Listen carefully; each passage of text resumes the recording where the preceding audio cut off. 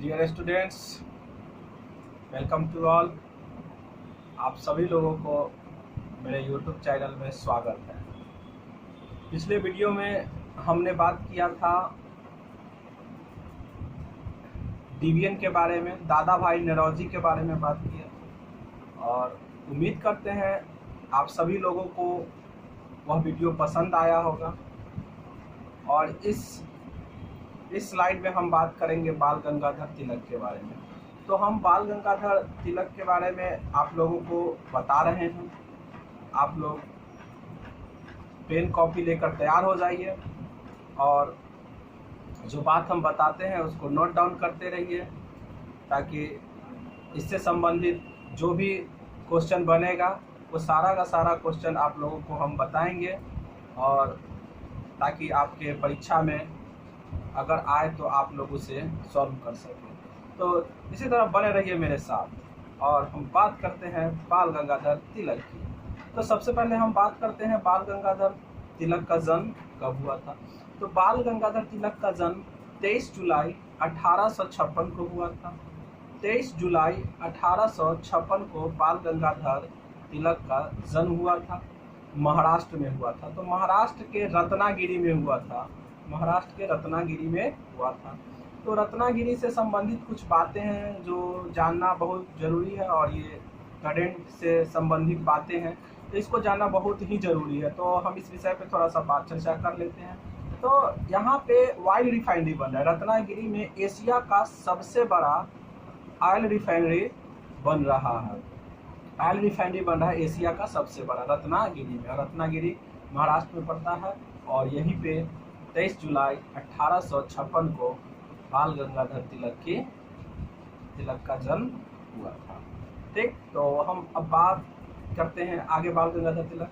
तो बाल गंगाधर तिलक को बचपन में पढ़ाई लिखाई में मन नहीं लगता था, तो वो पढ़ाई लिखाई से थोड़ा सा दूर ही रहते थे। तो पढ़ाई लिखाई से थोड़ा दूर रहते थे, तब क्या सोचे कि जब वह बड़ा हुए तो लगभग वही जब 1900 ईस्वी में वो अपने एक मित्र के साथ मिलकर पुणे में न्यू इंग्लिश पूना स्कूल की शुरुआत कर दी। न्यू इंग्लिश पूना स्कूल की शुरुआत कर दी अपने दोस्त के साथ मिलके।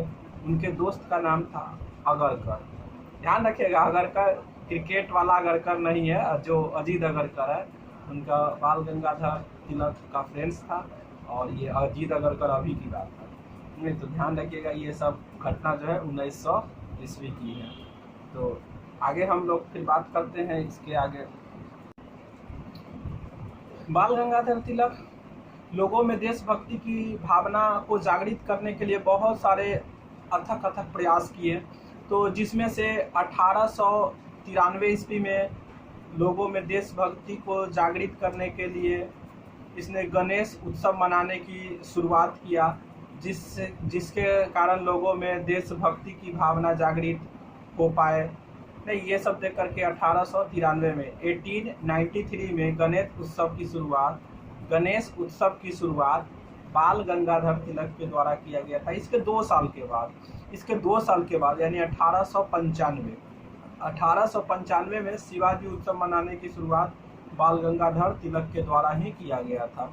इसमें लोगों को तलवारबाजी चलाना सिखाया जाता था, घुड़सवारी सिखाया जाता था, और लोगों को राष्ट्र के प्रति एकता की भावना को जागृत करने के लिए बाल गंगाधर तिलक के द्वारा ये सब शुरुआत किया गया था।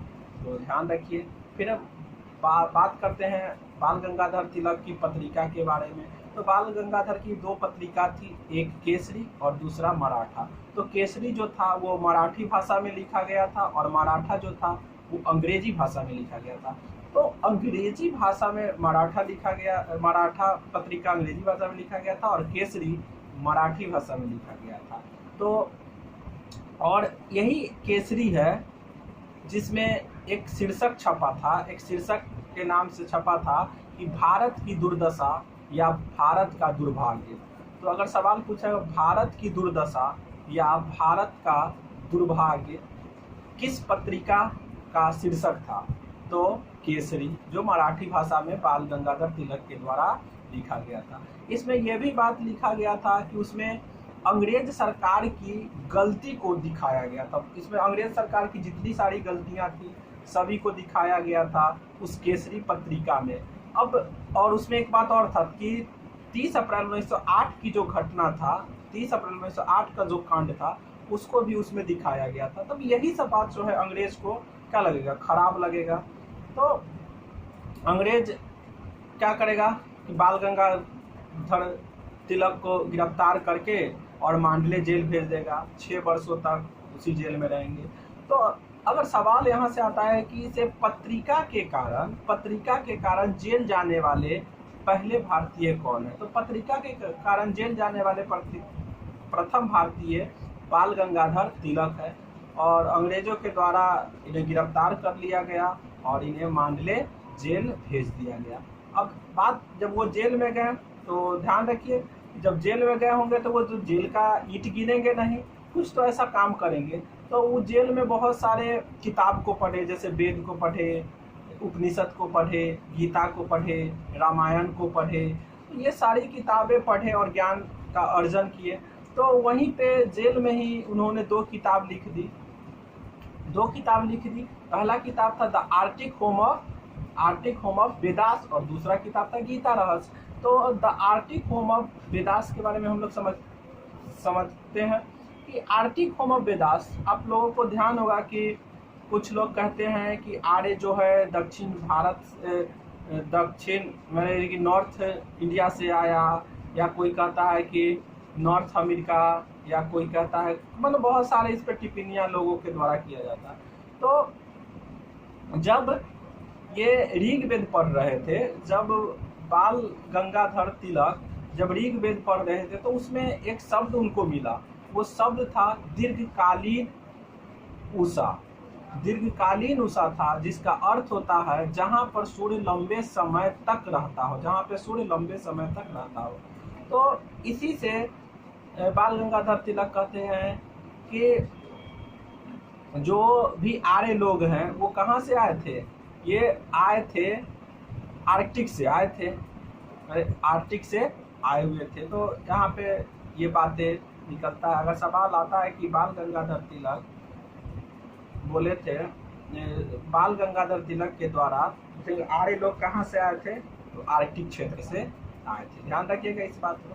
फिर आगे हम लोग बात करते हैं उनके द्वारा ऋग्वेद में जो शब्द पढ़ा गया था, जो जिन पर उनका ध्यानाकर्षण हुआ, उस शब्द को भी ध्यान रखिएगा, जिसका नाम है दीर्घकालीन उषा। ध्यान रखिएगा, इसका अर्थ होता है कि जहाँ पे सूर्य ज़्यादा देर तक रहता है। और आपने ज्योग्राफी में भी पढ़ा होगा कि 6 महीने आर्कटिक क्षेत्र में 6 महीने रात और 6 महीने दिन होता है। तो ये बातें पता होगा जो आप लोग ज्योग्राफी में भी पढ़े होइएगा। तो इसका यह मतलब है कि बाल गंगाधर तिलक के द्वारा कहा गया था जो आर्य लोग हैं उत्तरी ध्रुव से आए थे। फिर हम आगे बात करते हैं। जब बाल गंगाधर तिलक 6 वर्षों के बाद जेल से रिहा हुए तो उनकी मुलाकात एनी बेसेंट से हुई। तो एनी बेसेंट से मिलकर all India home rule league की स्थापना किया गया था। अगर सवाल आता है कि all India home rule league की स्थापना किसके द्वारा किया गया, तो एनी बेसेंट और बाल गंगाधर तिलक के द्वारा कहा गया। ठीक है, बाल गंगाधर तिलक को कांग्रेस का एक बार भी अध्यक्ष नहीं बनाया गया।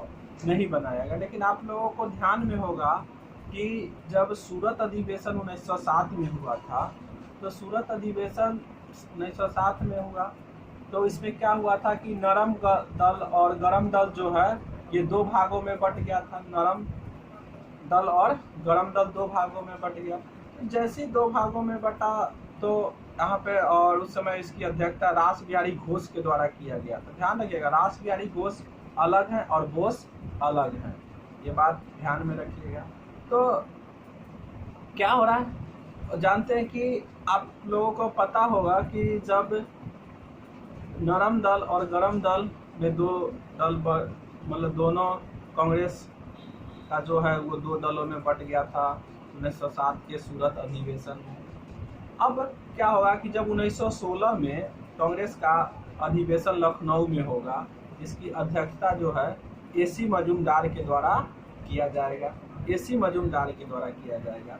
अब इसमें क्या बात होगा, इसमें बात होगा कि इसी समय जो है बाल गंगाधर तिलक के सहायता से नरम दल और गरम दल जो है एक हो जाता है और 1916 का जो लखनऊ अधिवेशन है उसे को लखनऊ पैक्ट के नाम से भी जानते हैं। तो बाल गंगाधर तिलक के सहायता से इसमें नरम दल, गरम दल और मुस्लिम लीग तीनों मिलकर एक हो जाता है। तो ध्यान रखिएगा, अगर गरम दल और नरम दल कब बटा, तो 1907 में सूरत अधिवेशन में उस समय अध्यक्ष रास बिहारी घोष के द्वारा किया गया था और जब लखनऊ पैक्ट हुआ उस समय कांग्रेस के अध्यक्ष या अध्यक्षता जो किए थे वो AC मजूमदार थे। और इसी लखनऊ पैक्ट में बाल गंगाधर तिलक के द्वारा जो है स्वराज शब्द का मांग किया गया था और इसी में बोला बाल गंगाधर तिलक बोले कि स्वराज मेरा जन्मसिद्ध अधिकार है, मैं इसे लेकर रहूंगा। और यहीं पर ही बोला गया था बाल गंगाधर तिलक के द्वारा कि अगर हम साल में एक बार मेढक की तरह टर्राएंगे तो कुछ नहीं होने वाला है, मतलब साल में अगर हम एक बार मेढक की तरह टर्राएंगे तो हमारे यहाँ कुछ नहीं आएगा। तो ये सब लखनऊ पैक्ट के समय बाल गंगाधर तिलक के द्वारा बोला गया था। अब बात करते हैं आगे। बाल गंगाधर तिलक के राजनीतिक गुरु का नाम स्वामी विवेकानंद थे और स्वामी विवेकानंद का वास्तविक नाम नरेंद्र नाथ दत्त था और स्वामी विवेकानंद को स्वामी की उपाधि महाराजा खेतरी के द्वारा दिया गया था। ठीक, आगे बात करते हैं कि वेलेंटाइन सिरोल की एक किताब है इंडिया अनरेस्ट, यानी कि भारत में अगर अशांति का कोई जनक है तो वो दो व्यक्ति है। भारत में अगर अशांति को अगर कोई फैला रहा है तो वह दो व्यक्ति है।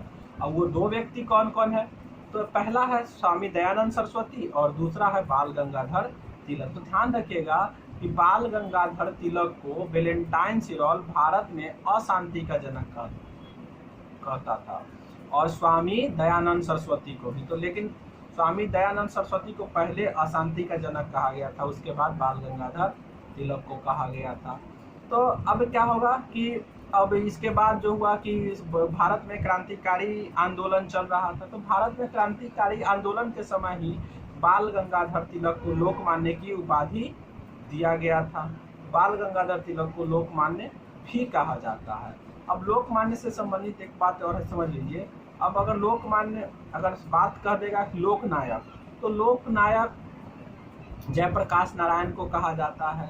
तो जयप्रकाश नारायण जो है सर्वोदय योजना की शुरुआत जयप्रकाश नारायण के द्वारा किया गया था। जयप्रकाश नारायण की एक किताब है वाई सोशलिज्म, क्यों साम्राज्यवाद क्यों, इनकी एक किताब है। और इसने एक नई पार्टी बनाई जो 1934 में एक नई पार्टी बनाई जिस पार्टी का नाम था कांग्रेस सोशलिस्ट पार्टी। ये भी बहुत ही महत्वपूर्ण है और इसका अध्यक्ष जो है आचार्य नरेंद्र देव को बनाया गया था।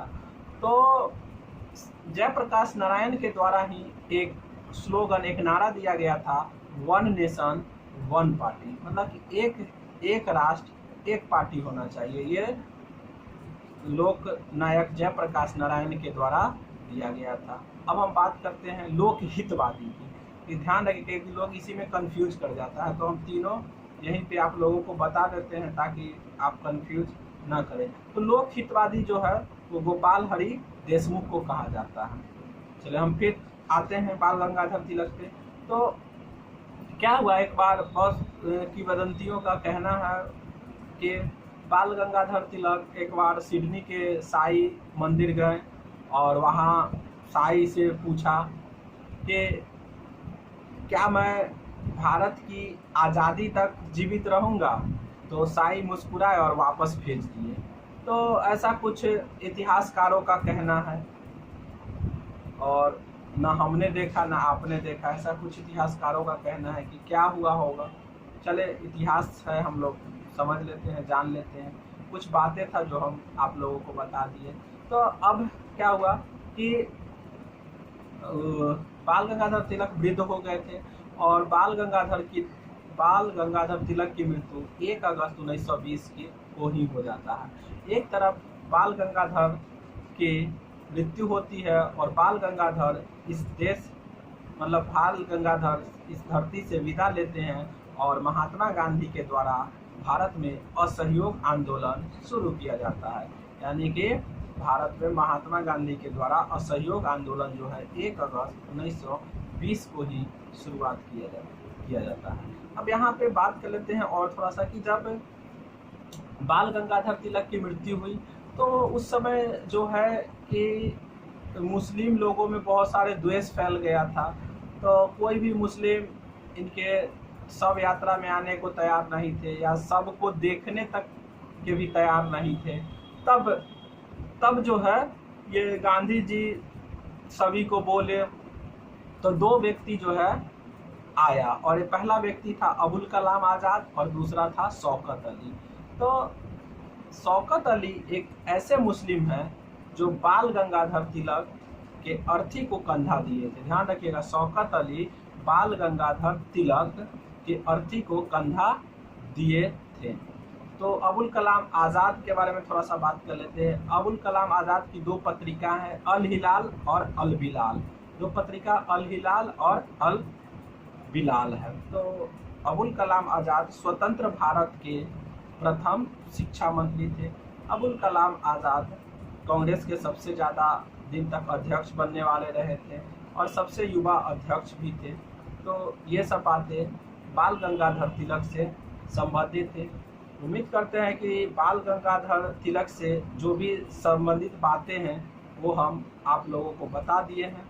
आप इस वीडियो को 2-3 बार देखिए और इसका नोट्स बनाइए और उसको बार-बार देखिए, बार-बार पढ़िए ताकि वो आपके दिमाग में सभी बातें फिट हो जाए और आने वाले कोई भी एग्ज़ाम में आप बहुत अच्छा स्कोर कर सकते हैं। क्योंकि 1 नंबर से स्कोर बहुत ऊपर चला जाता है। 1 नंबर से आपका फाइनल सिलेक्शन भी हो सकता है, 1 नंबर से आपका फाइनल सिलेक्शन छूट भी सकता है। तो एक नंबर को जोड़ने का प्रयास कीजिए और मेरे साथ बने रहिए और इसी तरह हर एक टॉपिक को हम आप लोगों के सामने लाते रहेंगे और आप भी मेरा उत्साह बढ़ाते रहिए।